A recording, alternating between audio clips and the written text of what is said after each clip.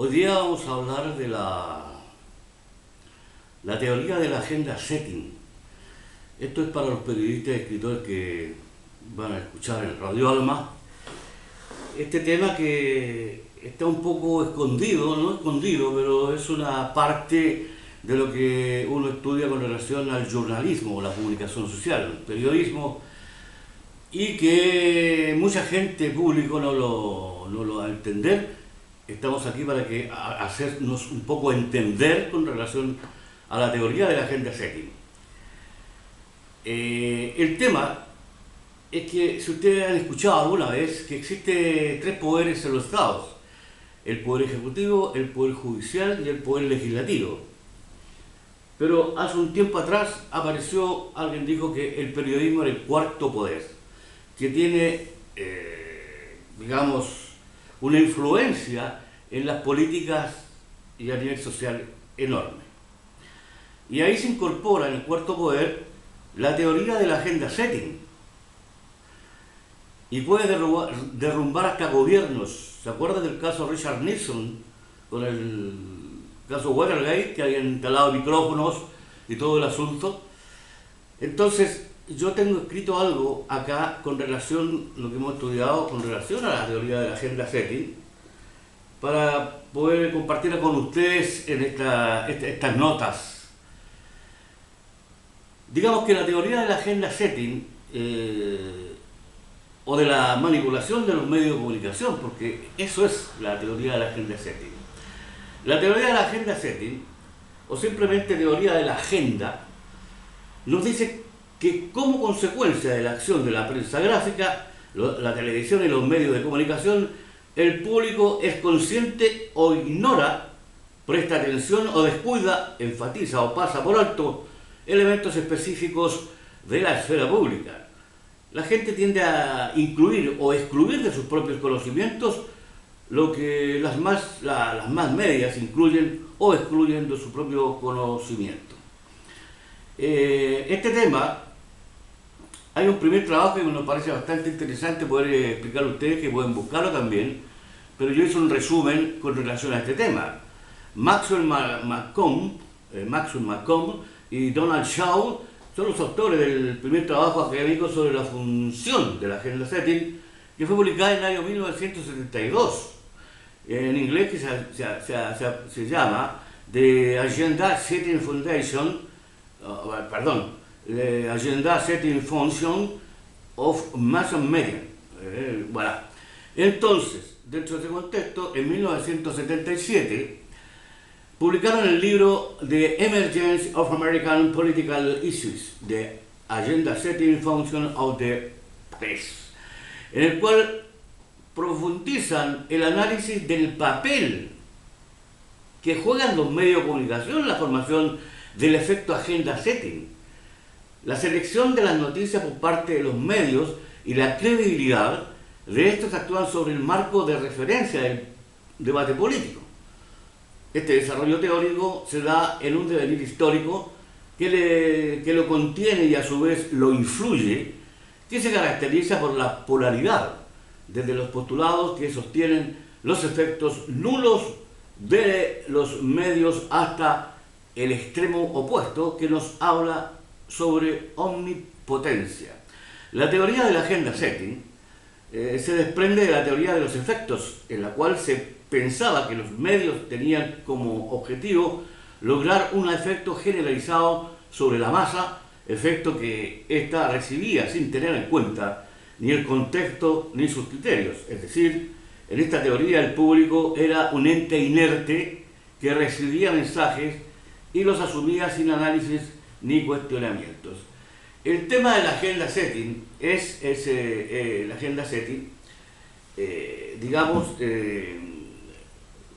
la teoría está hecha para, influenciar o cambiar de manera de pensar a los editores de turno, los periodistas, y por ende influenciar a la gente en políticas sociales, en el comercio, en todas partes. Entonces, la teoría de la agenda setting se desprende de la teoría de los efectos, lo cual se pensaba que los medios tenían como objetivo lograr un efecto generalizado sobre la masa, efecto que ésta recibía sin tener en cuenta ni el contexto ni sus criterios. Es decir, en esta teoría el público era un ente inerte que recibía mensajes y los asumía sin análisis ni cuestionamientos. Vamos a ver cuál es el principio del periodismo, para poder enlazar este tema, que es candente a la hora actual. El principio, o los principios del periodismo, para los periodistas que están escuchando, el respeto a la verdad, estar abierto a la investigación de los hechos, perseguir la objetividad aunque se sepa inaccesible, contrastar los datos con cuantas fuentes periodísticas sean precisas, lo que exactamente hago yo, y que, lo tengo que decir, me van a disculpar, el Colegio de Periodistas aquí me sancionó por ejercer mi derecho a esto mismo, la investigación sobre un tema específico que no lo voy a nombrar porque capaz que me suspendan de nuevo. Entonces, ¿cuál es la ética ¿cómo se llama? Que tiene que tener el periodista? La deontología profesional periodística es un orden normativo que afecta a la actividad periodística.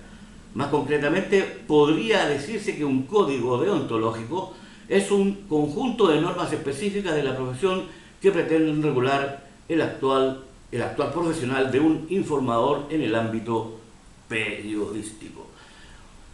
En ese tema hemos estado repasando varios medios de comunicación de América Latina y de aquí de Europa, hemos hecho las revoluciones, y la mayoría de los periodistas, por error o por determinación del editor de turno, emiten algunas informaciones.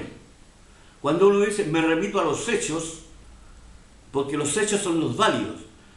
Ahora alguien dijo, o se dice, una fotografía, una imagen vale mucho más que las palabras. Es verdad. La imagen te muestra un hecho concreto congelado.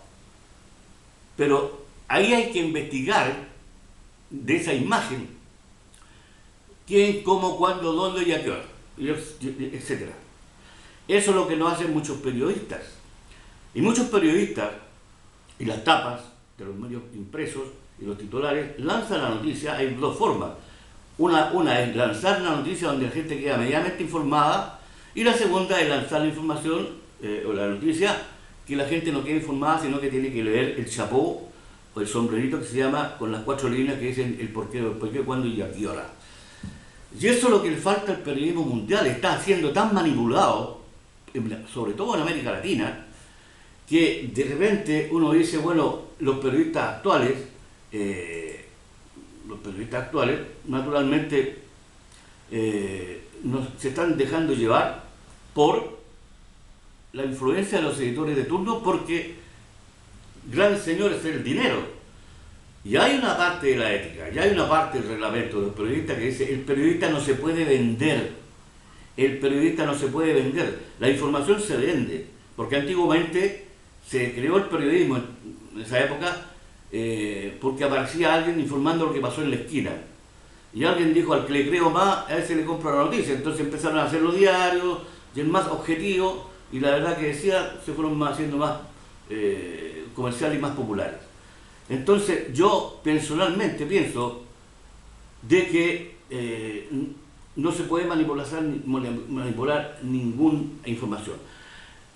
Con el cambio del siglo emergieron en una buena parte del continente gobiernos identificados con consignas y programas de izquierda, y entre algunos de ellos formas y prácticas al estilo populista, como afectó esta